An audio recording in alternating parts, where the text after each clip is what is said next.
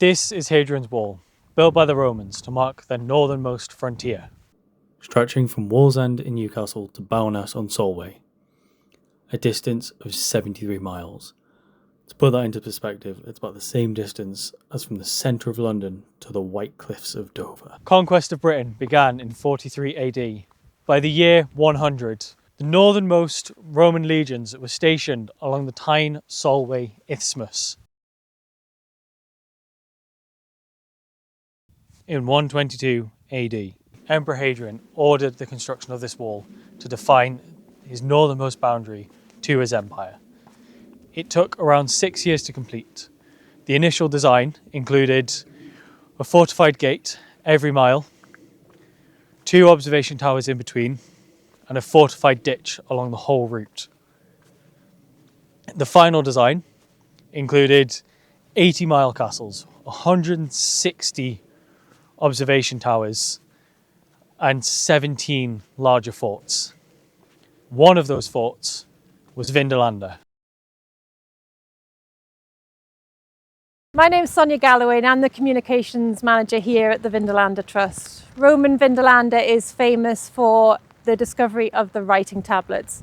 These are wafer-thin postcards from the past that were discovered over 50 years ago on a March day not dissimilar to this today.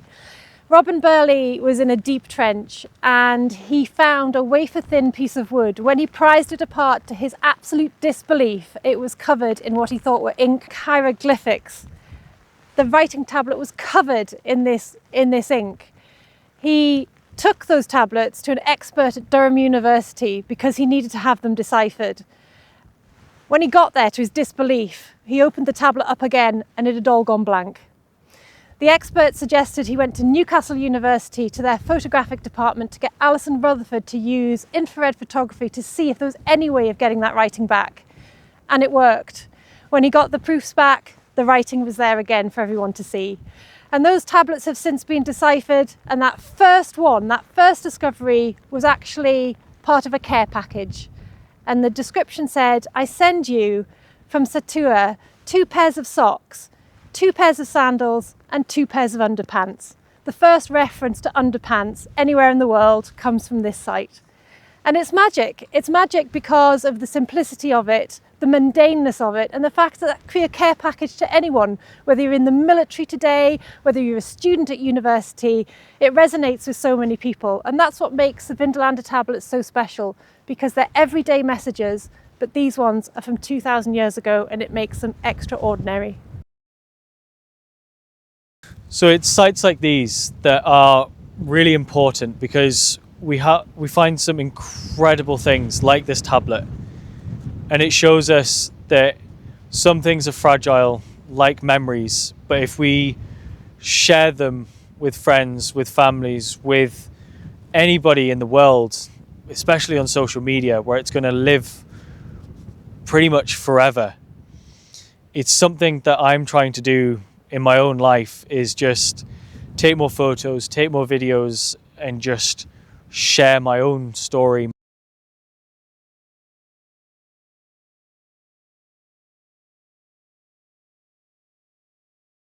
This is the river in the woods where me and my friends would spend so much of our time. Pretty much every weekend, every weekday, me and my friends would ride down here on our bikes, and we would just explore for hours until we decided that it was time to go home. It felt like our escape from any chores, any homework, and it got me into what I'm doing now as an adventure filmmaker.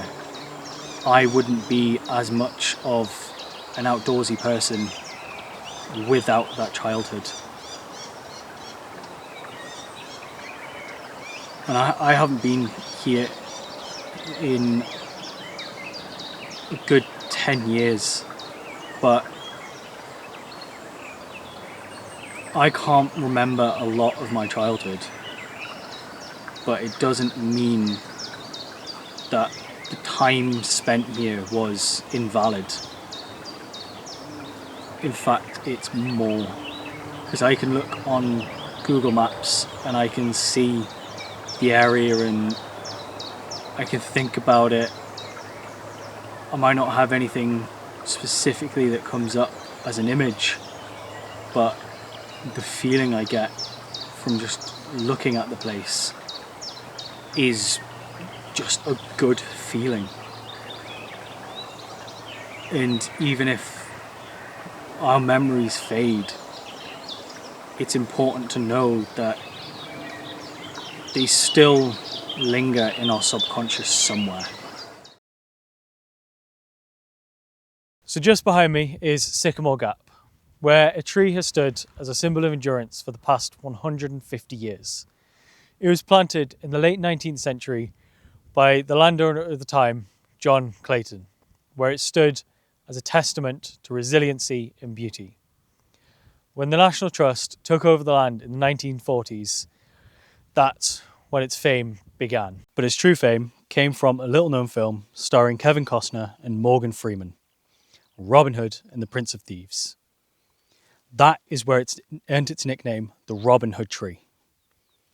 And that is where it entered pop culture. But then, one day, in late September of 2023, news broke.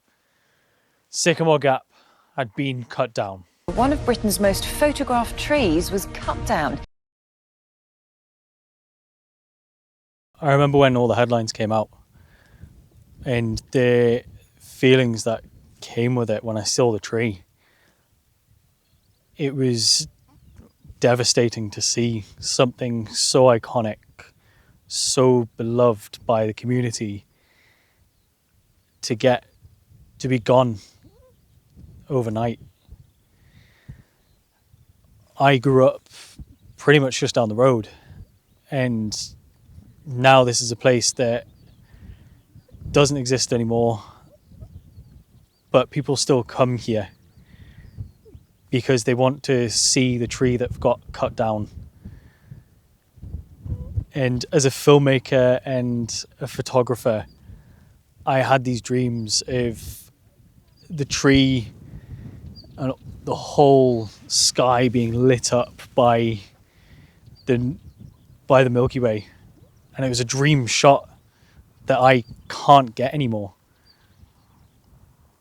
But as much as I can't get those photos, other people have. And the memories from those people, the memories of my time being here, means a lot more now because it doesn't exist. The tree maybe lost the time, but its story isn't over.